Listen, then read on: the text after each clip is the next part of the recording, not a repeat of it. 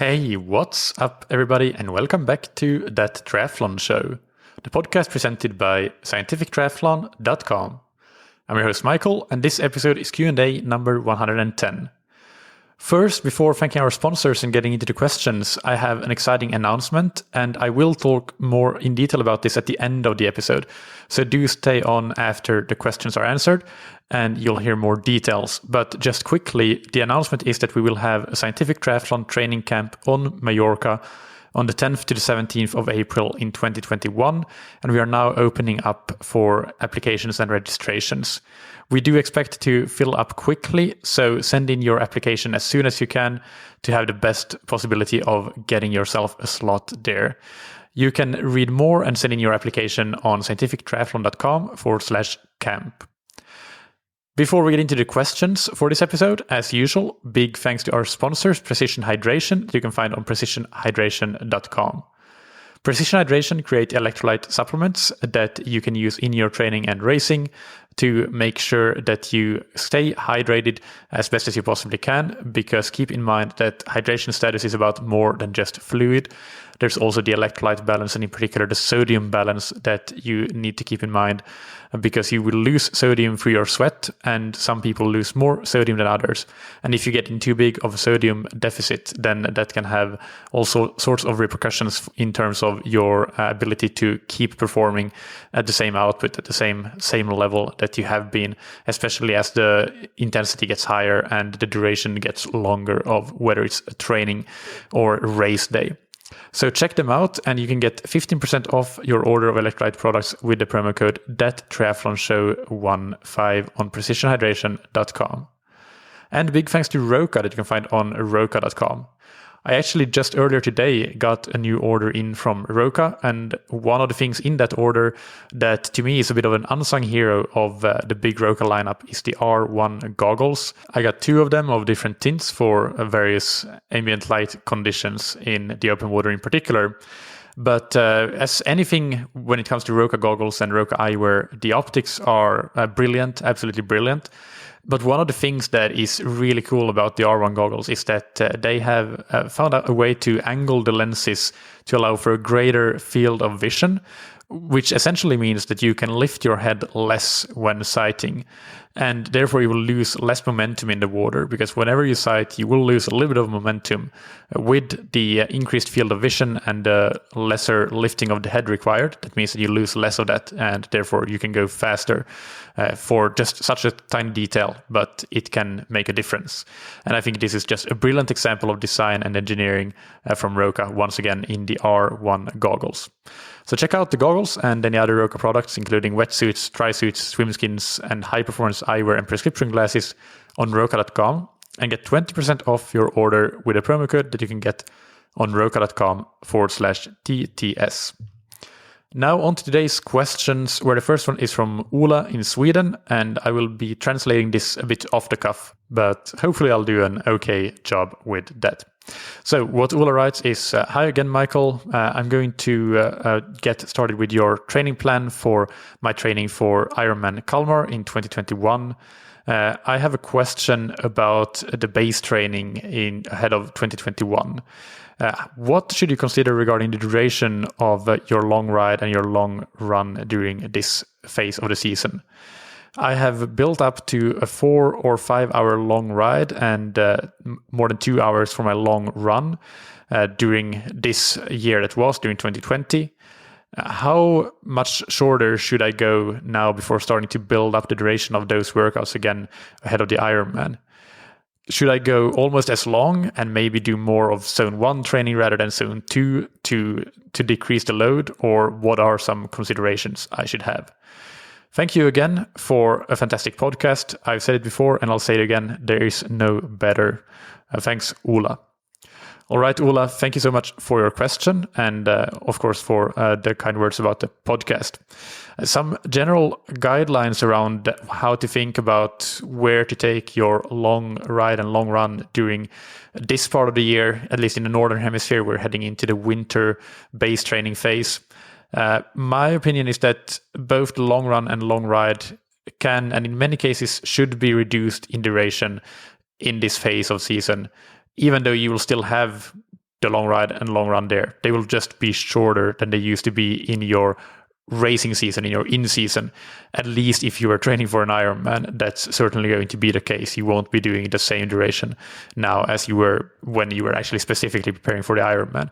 But even for many advanced athletes, at least, that train at a high training volume, training for a half Ironman, will probably be doing a lot of long bike rides just to get that endurance in on the bike. And for them as well, the same thing applies, in my opinion. You can quite significantly shorten the duration of that depending on a number of factors.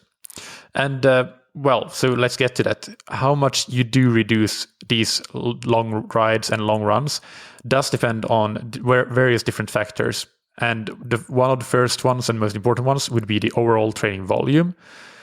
Another one is the environmental conditions, the weather, where you live when we head into winter, and how that impacts the training you can and cannot do. So, for example, if you can still ride outdoors through winter, then maybe the long ride would be slightly longer than if you're restricted to only indoor training. Also, in this part of the year, it doesn't make sense really to put so much emphasis on the long ride and long run that you sacrifice other aspects of your training. So although for somebody who is training at a very high volume, let's say they're training 20 hours per week, then it may not be a big deal to put in a 3.5 or 4 hour training ride every week, even during winter. And that might be short compared to what they will be doing if they're training for an Ironman in season. But for somebody on a time budget of 10 hours of training per week, which is still a really good time budget, don't get me wrong, that amount of training for the long ride would just take up too much of the overall training volume, and the duration of the long workouts should be balanced better so to the overall training volume available. So in your case, Ola, you write somewhere in your question, and I'm not actually even sure if I read it on air, so to say, but you have it there in the email. You're saying that you've built up to this year averaging 10 hours of training per week. And since you're in Sweden, I'm going to presume that during winter, at least a few months of winter, you will be stuck on the indoor trainer for the bike training. I would say that for the long run, with a 10-hour per week training volume, 75 to 90 minutes would be a great benchmark to shoot for. And the long ride, 2 to 2.5 hours would be a good benchmark there. That means you're putting in between 3 and 4 hours of training in total into these two long workouts per week, and you still have 6 to 7 hours to fit in the rest of your swims, bikes, and runs. And if you're aiming for, let's say, 3 swims, bikes, and runs per week, which I think is a good benchmark for somebody training 10 hours per week, that means that on average, you will still have 50 to 60 minutes for the remainder of your workouts. That's just an average, of course, so probably the runs might be a little bit shorter and the bikes a bit longer. But the main point that I'm trying to make here is that if you go for those durations for your long workouts, so 75 to 90 minutes for the run and 2 to 2.5 hours for the rides, that means that you will still have good availability to make the rest of your training highly productive. You have enough time for the rest of your training. All this being said, I'm absolutely not against doing much longer workouts than what I just said in your example throughout the year. They're definitely not harmful to go longer. It's only a good thing. Everything is a bonus almost, to an extent, of course.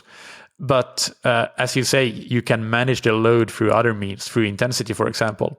So you can, if you are used to doing a lot of the workouts in zone 2, maybe in the upper end of zone 2, when you are in the specific race preparation phase, training for an Ironman, then exchanging a lot of that intensity, if not all of that intensity, for zone 1 would be one way of making sure that these long workouts are of an appropriate load for where you are in the season. I would say that option is the best for the athletes that have a lot of hours at their disposal. They're training at a high volume, so they can still have a really good frequency of workouts in each discipline, despite doing long workouts. So again, the example being doing a 4-hour bike ride every single week, or 3.5-hour bike ride every single week. And with the high volume athletes that I coach, many of them are doing between 3 and 4 hours on the bike every single week in their long bike ride. So that's pretty long. But on the other hand, on the run side of things, I do like to cap the long run to 90 minutes usually, for at least quite some time, quite a long period of the base training phase, as running is just so much more costly and risky in terms of injuries. And what the intensity management might look like on the run is that, let's say in season, your 90-minute run might have been 75 minutes of running at the high end of zone 2 around your estimated aerobic threshold, or LT1, lactate threshold 1. It's not a high intensity, but especially for fast athletes, it is a lot faster than just your regular easy Smelderosis types of paces. It might be somewhere around your Ironman race pace. And during the winter base training phase, we will not start by doing a 90-minute run with 75 minutes of that kind of running. We will start by keeping the run entirely in zone 1 or at the very low end of zone 2, and then gradually start to incorporate more and more running at or around the aerobic threshold. Of course, for slower athletes, this changes slightly because there isn't such a range of low intensity running available to them. So everything blends together a bit more, and we basically just tell the athlete to go and run at their easy pace, and we also measure that, of course, with pace and with heart rate. But that's basically it. We don't need to distinguish so much between zone 1 and zone 2, and this is if we're talking about the 5-zone system. But for athletes where this is relevant, then yes, absolutely, exchanging a lot of the zone 2 training for zone 1 training is a very good way of making sure that the load is managed appropriately. Another option, though, for the more time-crunched athletes is we can actually manage load in the opposite directions. So when athletes are doing, let's say, between 1.5 and 2.5 hours on the bike for their long ride, it definitely won't be all easy spinning in zone 1 in a 5-zone system. There will be a lot of zone 2 riding in there, of course, but on the bike, more so than on the run, we will probably have a good amount of work around that very high end of zone 2, so the aerobic threshold, from basically the very start of winter training. And also, the shorter the long ride ends up being, so the more time restricted you are, essentially, the more likely it is to include segments of riding at your tempo power. So riding at zone 3 in a 5-zone model, typically around 80 to 85% of FTP. In other words, the shorter duration of the long ride is to some extent offset by including more moderate intensities. And I do want to emphasize here that this strategy should be used only to maximize the available training time when there is a fixed limit on it, and it doesn't mean that reducing the duration of the workout and making it more intense is as effective as keeping the original duration.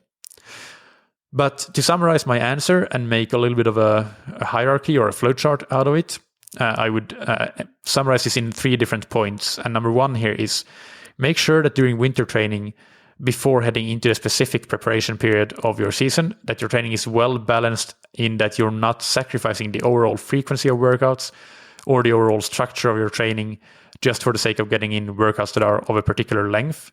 So yes, the long workouts are great and are highly beneficial, but they should be integrated into an overall well-structured program, and you shouldn't sacrifice anything from the rest of your training just to make sure that you can get in a 3.5-hour bike ride, because it's not worth it. In that case, you'd be better off shortening the bike ride and make sure that the rest of your training is long enough and has enough available time to it so that you can make it productive. Point number 2 here is that on the run, it makes sense to be a bit more careful than on the bike, both in terms of duration and intensity. For running, I think even very experienced and advanced athletes can get a lot out of 90 minutes for the long run, and there's not much need to go longer than that until you start specific preparation for an event, in the case that the event actually demands that, like an Ironman, for example.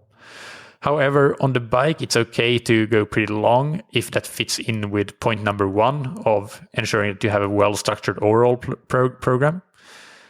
But on the other side of the coin, if you're time limited, then it makes sense to make the long ride a bit more of a high-end aerobic ride, so to say.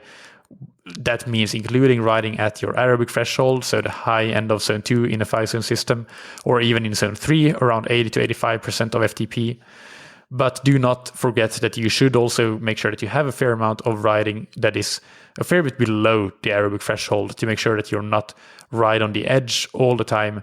Because if you are right at your aerobic threshold or estimated aerobic threshold all the time, what ends up happening is that you're risking actually being slightly above it. You're always on that edge, and you're risking using much more carbs than you think you are and much less fat than you think you are, and therefore completely neglecting the fat oxidation development that happens through the lower intensity training that we're doing. So this is why I think that for the more intense part of the long ride as well, don't go and do 90 to 95% of FTP when you can do 80 to 85% of FTP, where it's still challenging when you're doing it at the end of a longer ride and you've done a fair bit of it, but you're still using some fat for fuel and not just carbohydrate. Because when you get too close to threshold, too close to 100% of FTP, then you're going to be doing that work almost completely carb dependently.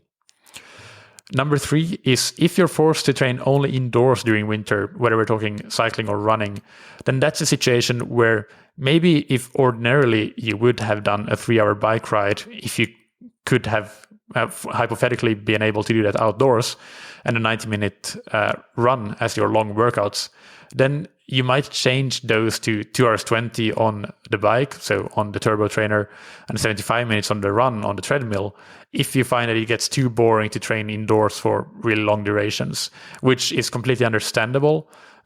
If that is the case, I would also say definitely take it as a priority to start to do things that make you like indoor training more. There are things to be done, but that's a different discussion. And of course, it's never going to be quite the same as training outdoors. That's a given. But in this scenario, it can make sense to have the long workouts be shorter than they would otherwise have been, because you're simply stuck to indoor training throughout winter. But do redistribute that training volume so that you don't let the indoor training be an excuse for an overall decrease in training volume. You could just make it more evenly distributed. If, for example, a 3-hour bike ride is just way too long for you, then make it a 2-hour bike ride. But maybe a couple of the workouts that might otherwise have been only 1 hour end up becoming 1.5 hours. So you still get in the same amount of cycling volume, but you don't have those dreaded very long rides on the indoor trainer. And finally, just as in the above example with the more time-restricted athlete that could incorporate more quote-unquote high-end aerobic work at or around the aerobic threshold, or even in zone 3, in the tempo zone, if you are reducing the duration of your long workouts because of being stuck on the indoor trainer throughout winter, then that is something that you could also experiment with, just as I described above. So thank you again for your question, Ola. I hope this helps. The next question is from JJ in Los Angeles, who writes, "Hi, Michael. I just started triathlon training this year, and your podcast is amazing and really helpful. I have no background in any of the 3 sports, and I have learned so much. I have a quick question that is bothering me with training peaks. TSS, or training stress score, for swimming seems to be way off. I use the heart rate calculation based on heart rate data from my Apple Watch 5. But in addition to the heart rate being suspect in the water, it ends up giving a very low training stress score, for example, between 30 and 50 for a 1-hour swim, that I would classify as an RPE, rating of perceived exertion, of 6 out of 10. If, on the other hand, I use the pace-based TSS calculation in training peaks, then it gives me a really high number, like 120, which seems way too high when I compare to my runs, for example, which are definitely tougher. How do you incorporate TSS for your clients or yourself when it comes to the swim data? I would think this throws things off quite a bit, but maybe I'm missing something. Best, JJ." All right, JJ, thank you for your question. First, before I forget to mention it, you should check your swim threshold setting in Training Peaks. Most likely it is not correct, because otherwise there's no way that you would be getting 120 TSS for a 1-hour swim. That's just not possible. You would be doing active swimming for 1 hour at above your threshold for that to happen. So check your threshold pace setting in Training Peaks to get that right. But anyway, before we get any deeper into this, I just want to give a quick brief overview of training stress score, or TSS, for newer listeners or listeners that may not know or remember what TSS is. Basically, it's a composite score consisting of the duration of a workout and the intensity of a workout. And intensity can be determined in different ways, either based on pace, for example, in running or in swimming, or based on power in cycling or running, or based on heart rate in any of the sports where you can measure heart rate, including swimming with the right devices. So TSS combines the two with some calculations and then gives an overall score from, for example, a score of 100 would correspond to training at your threshold, at your FTP, for example, on the bike for 1 hour. That would give you an FTP or a training stress score of 100 for that hour. And of course, if you ride at your threshold for 2 hours, which isn't possible, then they will give you a TSS of 200 and so on. But then it scales down and up based on the intensity and the intensities during any given workout. So, Jade, to get your question now that we have defined TSS and everybody is with us again, first, let me acknowledge that the issue you're expecting with swim TSS is a real issue. And I think that you're spot on in your observations there. Those are the kinds of things that happen with TSS during swimming. Regarding heart rate first and that option of calculating TSS, I know that not many people use heart rate in the pool, but you are, and I am as well. So let's tackle that first. Regarding the measurement itself, I'm not familiar with the Apple Watch personally, so I can't really comment on that. I use the Polar OH1 heart rate monitor, which seems fairly accurate to me, but that doesn't mean that all devices are accurate. And anyway, even if we assume that the actual measurement is correct, we have some issues with heart rate. First of all, swim heart rate is simply much lower than cycling and running heart rates for a number of reasons. And in other words, for your TSS to be estimated correctly, you need to specifically know and set your swim threshold heart rate in your Training Peaks settings. Because if it's using your default heart rate settings, then that will most likely mean that it's basing the calculation on a heart rate threshold that is way, way higher than your actual swim heart rate threshold is. So how do we know our swim threshold heart rate then? Well, it's tricky. I don't really think that you can get that from any of the standard swim tests that are commonly used, like, for example, a 1,000 meter time trial or the CSS test, which is a 400 plus 200 meter time trial. I think the best option is probably, it's a bit of a workaround that I'm not sure is very accurate, but that's what I would use. And that is to find your maximum heart rate for swimming, which you can probably do by doing the CSS test. And from that 400 meter all-out test, at the end of the test, you should hit close to your maximum heart rate. And compare that maximum heart rate to your maximum heart rate in cycling or running and see what the difference is. For example, if your swim maximum heart rate is 160 and your run maximum heart rate is 180, then you could estimate that your threshold heart rate in swimming is also 20 beats per minute lower than your threshold heart rate in running. So if your threshold heart rate in running is 165, then you could estimate that your threshold heart rate in swimming is 145. But to be clear, I really do not know if this is in any way a good way of estimating your threshold heart rate. It's just perhaps the way I would go about it if I had to have a good estimate, which I don't. So I do not. But anyway, that's maybe what I would try to do. Compare your maximum heart rate to cycling or to running, because otherwise I really don't think that anything like a 1,000 or 1,500 meter time trial in the pool is going to. You're not going the inter-individual variance of taking, for example, a percentage of your average heart rate from such a test would be so big based on the muscular endurance of the athlete and the technical proficiency in swimming, because it's so dependent on that I don't think that you can make a really good formula the same way that you can in cycling or running. Not saying that the formulas are really good, but they are better, I think, and with slightly less inter-individual variance than they would have in swimming. In swimming, it would just be all over the map. That's what I would think anyway, and my theory. So that's why I wouldn't want to try to do something like that. But anyway, while I do think that using heart rate in swimming is really, really interesting and valuable for example for comparing how you're developing, how your pace heart rate ratio in the same types of workouts, how that develops across the season. That's a fantastic use case of heart rate in swimming. I would not use heart rate for my TSS estimate in swimming because I do not trust that I know my threshold swim heart rate, or that my athletes, that I can estimate my athletes' threshold heart rate for swimming accurately. So the summary here is keep measuring your heart rate, but don't use TSS based on your heart rate. Now, the issues when basing your training stress score calculations on the speed, on the other hand, are also several.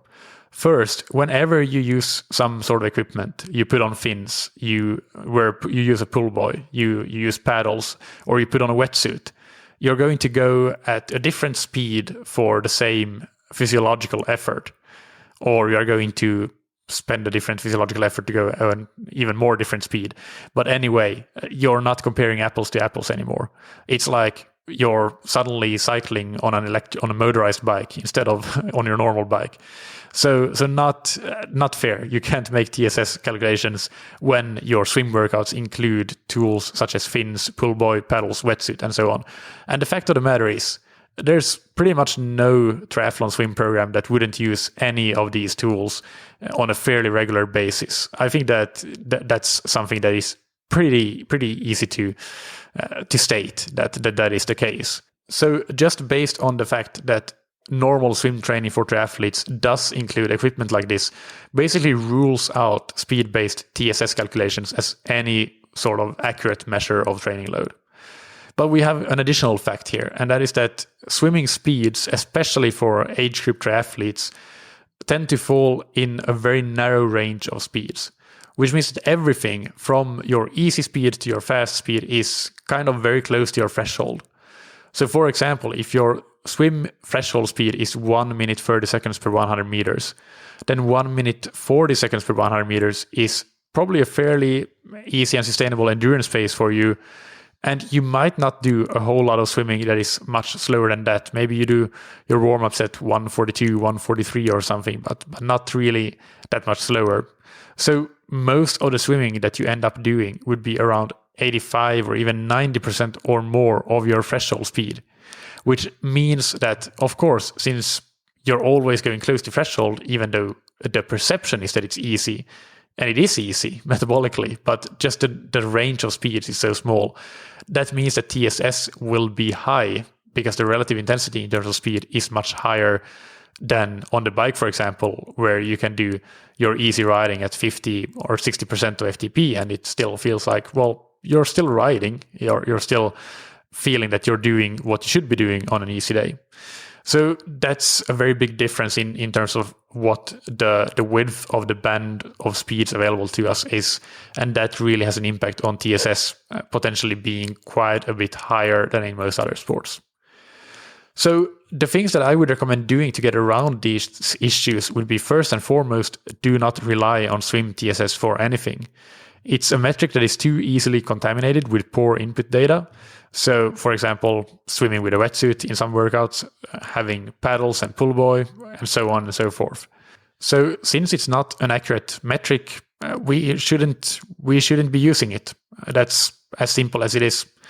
To get a better picture of training load, simply look at the duration or the distance that you've been swimming. The second thing that I would recommend doing is, if you want to use some sort of training stress, training load measure that gets around the issues that we talked about so far, then I think that what makes sense to do is to calculate the metric based on RPE, based on your rating of perceived exertion from each workout.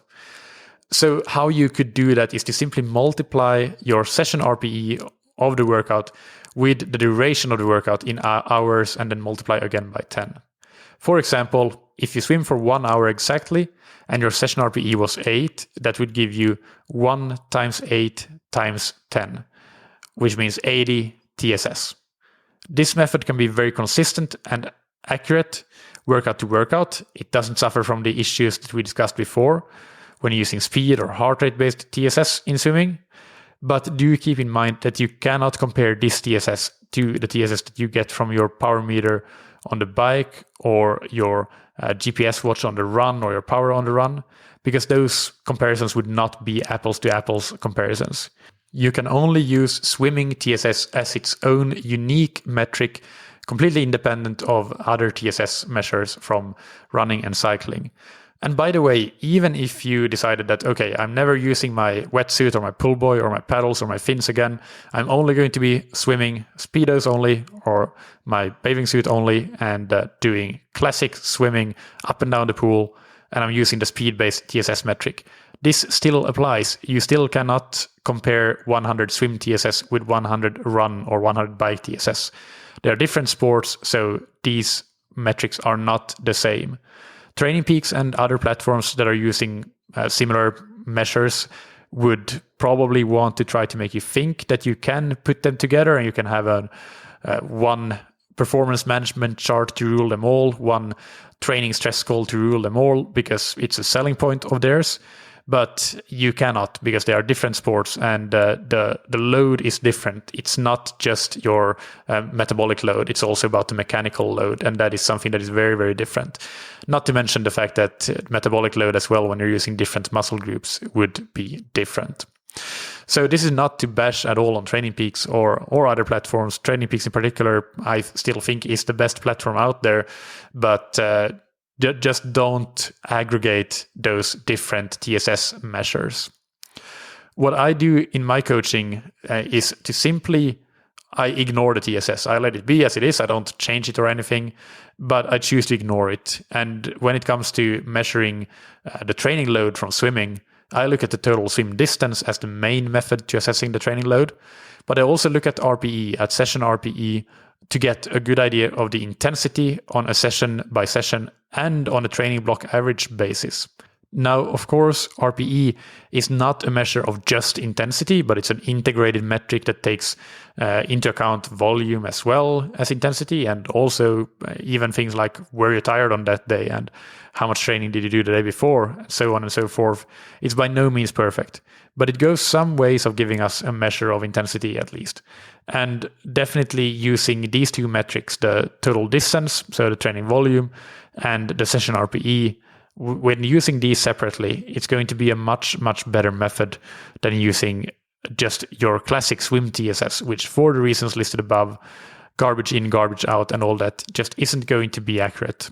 So that's my take on using RPE instead. And to give you an example on how you can use the two, so using distance separately and RPE separately, if an athlete is stagnant in their swimming, then first you might look at their weekly training volume and see if you get a clue from there. Maybe we need to increase it because they simply gotten used to this volume by now. They've been at the same volume forever and ever, and we might need to increase it to get a new stimulus.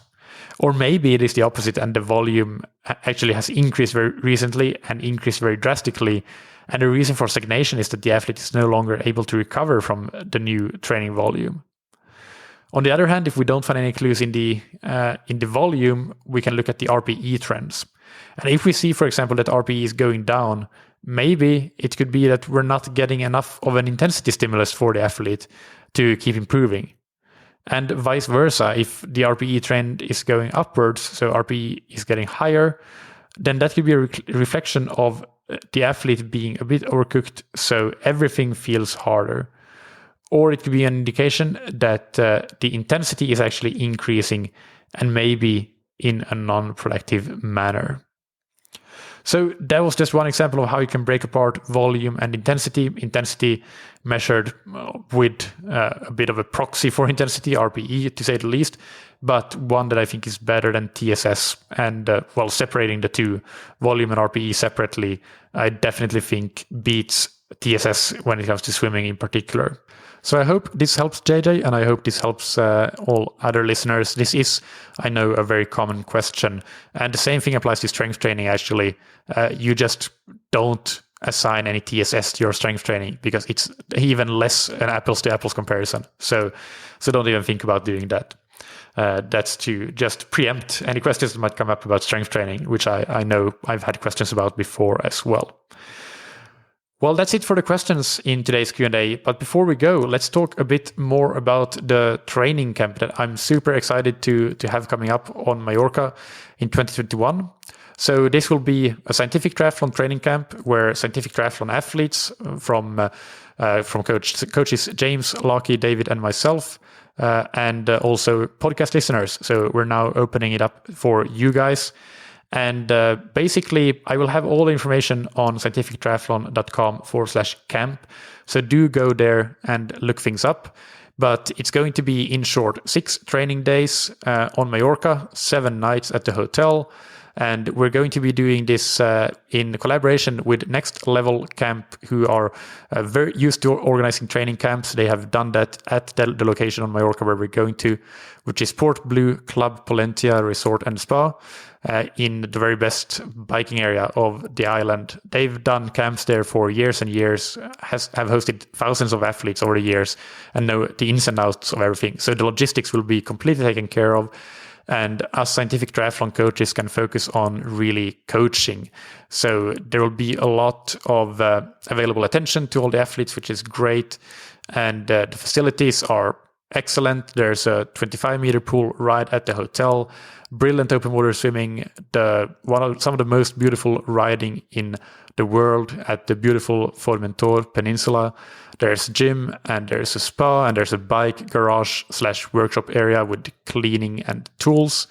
And again, there will just be tons of great coaching.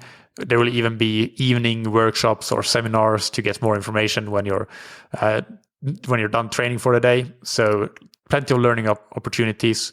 Pricing will be 690 euros in a double room, and we can pair athletes together. So if you're coming alone, then we can easily set you up with somebody else who has also indicated that they would be up for sharing a room, so that you can get the cheaper pricing level.